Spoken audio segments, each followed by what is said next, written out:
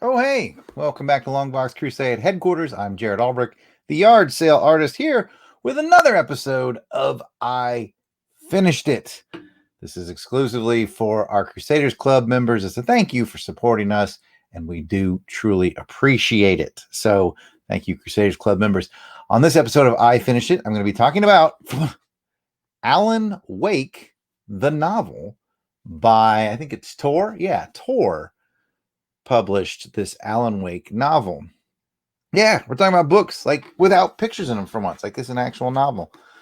I'm a fan of the Alan Wake video game. I played it on my Xbox 360 probably, 5 or 6 years ago. I'm a big fan of the survival horror genre or horror games in general. I always enjoy those. One of my favorite genres on the video games. And so I saw this Alan Wake novel at my local, I want to say it was Goodwill. And I picked it up for 50 cents or a quarter. And I just, started reading it at random one day. And it was good. It was very good. It was good enough it grabbed me into the story. It was just as good as any other thriller, suspense, horror novels that I've read. I mean, just because it's based on a video game property, some people would say, oh, it's probably just kind of a cash in, but I wouldn't say that. I think you could truly enjoy the Alan Wake novel independent of the video game. Like if you've never played Alan Wake and you just picked up the novel and read it, I think it's very good.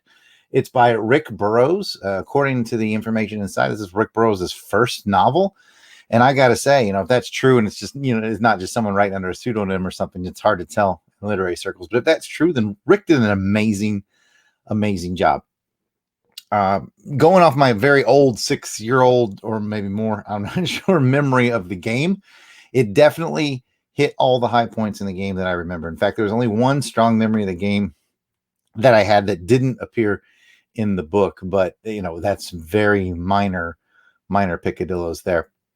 So Alan Wake was good. It was fast-paced. It was interesting. I ended up reading a chapter every night right before bed. They're not terribly long, maybe 10, 15-page chapters.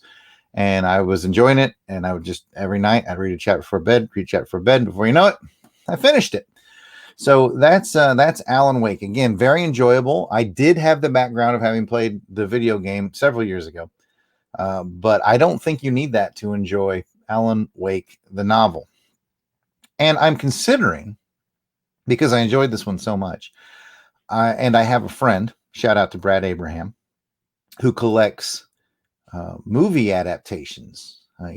He specifically likes sci-fi and action films from the 80s. So he'd get like the RoboCop adaptation or the Predator novel adaptation, the novelizations of those films. And I'm thinking about this being the match that lit the candle, or the fuse, as you might say. I'm thinking about starting a collection of video game based novels because of this. So this is my first one, and I really enjoyed it. So again, whether or not you enjoyed Alan Wake, the video game, I played it on the Xbox 360. Might have been a 360 exclusive, actually. I think it was. Very enjoyable game. I wouldn't mind doing an episode if I finished it on that, but I finished it many years ago.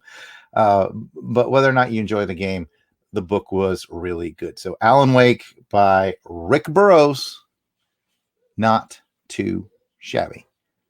All right. Thanks again, Crusaders Club members. We will catch you next time on the next episode of I Finished It. And now I'm going to pretend to act frozen.